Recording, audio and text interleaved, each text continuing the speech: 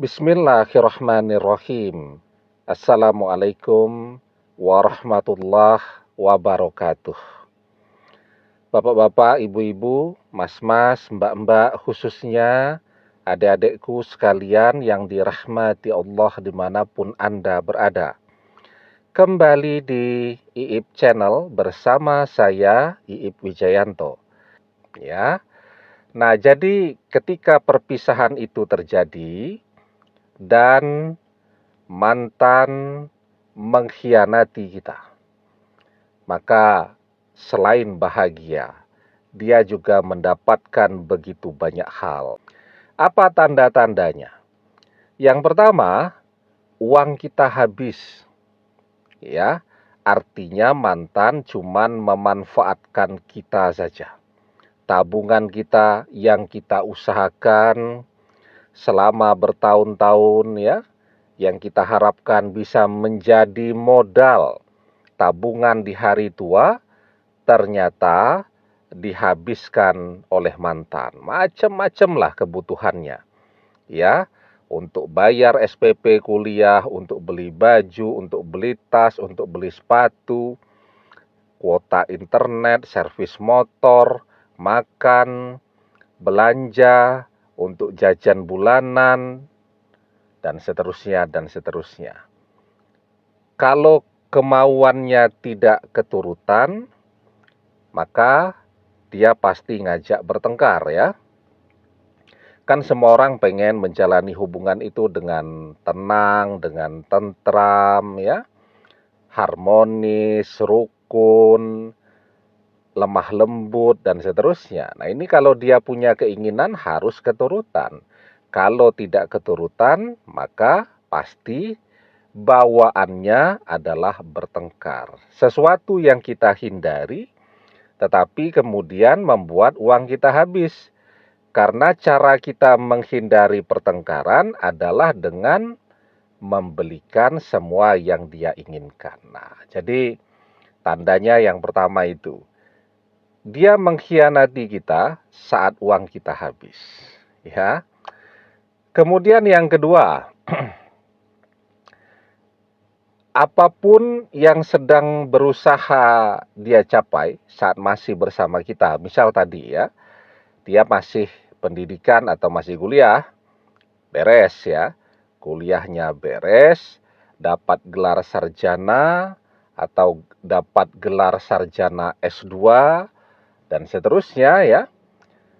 Kemudian dia bisa melanjutkan hidupnya dengan memiliki modal yang lebih besar sekarang, ya. Tentu kalau sudah pakai gelar master atau gelar pendidikan lanjut lainnya, dia punya kesempatan untuk mencari uang yang lebih banyak lagi. Nah, jadi pendidikannya beres, atau kalau saat masih bersama kita, dia baru saja memulai usahanya, memulai bisnisnya, dia memanfaatkan modalnya dari kita, ya. Kita disuruh modali, kita yang disuruh mikir, kita yang disuruh kesana kemari, dan seterusnya, dan seterusnya. Ketika uang kita habis, dia mengkhianati kita, dan setelah itu dia melanjutkan bisnisnya, dan bisnisnya sekarang berjalan dengan sukses. Nah, tanda atau cirinya yang ketiga, sekarang dia mendapatkan pengganti kita, ya, dan pasangan barunya itu ngertinya kalau mantan ini single, ya. Artinya mantan ini seseorang yang lugu, tidak pernah memanfaatkan orang lain, ya. Tidak pernah ngerjai orang lain dan tidak pernah mengkhianati siapapun. Jadi misal nih, ya, mantan dengan kita kan banyak yang misal melakukan nikah siri untuk menghindari jangan sampai berdosa, kan. Nah, dengan kita nikah siri, tapi di depan pasangan barunya dia bilang bahwa dia masih single. Ya, tidak pernah yang seperti itu, bahkan pacaran saja tidak pernah kan. Pokoknya dia diketahui atau dikenali oleh pasangan barunya, keluarga pasangan barunya sebagai seseorang yang lugu ya. Jadi ya tentu mantan yang seperti ini adalah mantan yang tidak pernah mencintai kita. Dia cuman berakting atau berpura-pura mencintai. Kalaupun ada drama-drama, nangis-nangis dan seterusnya, itu semuanya air mata buaya, ya. Nah, mantan seperti ini tidak pernah mencintai kita, artinya dia tidak punya keinginan untuk kembali bersama kita lagi. Karena apa? Karena yang akan menggerakkan orang untuk kembali bersama itu adalah perasaan cinta. Ketika orang saling mencintai, meskipun terjadi perpisahan, maka mereka akan berusaha untuk bisa bersama lagi, tidak peduli berapapun jarak yang memisahkan mereka.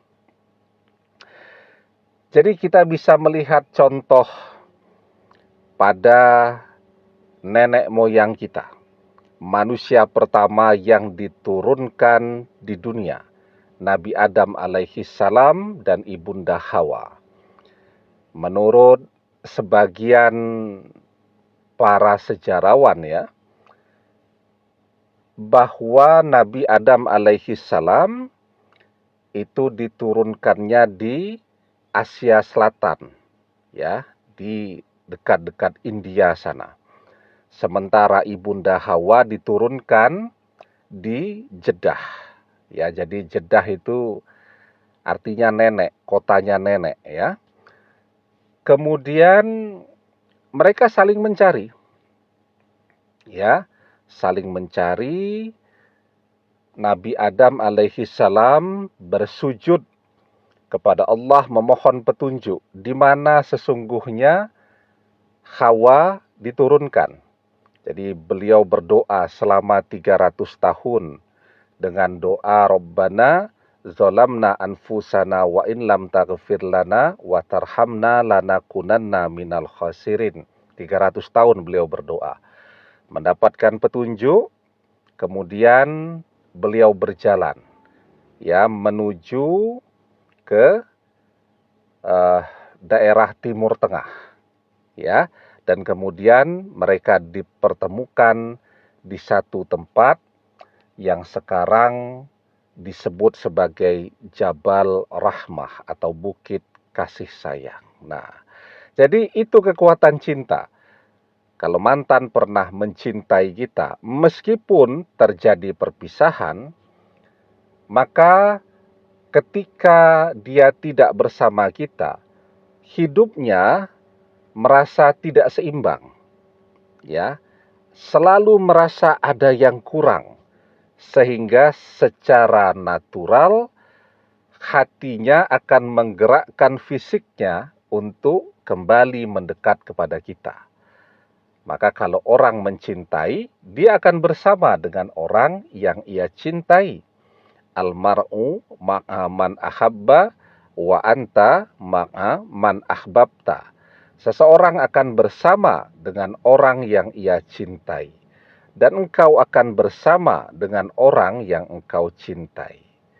Maka kalau mantan pernah mencintai kita, dia akan mencari untuk kembali bersama kita lagi.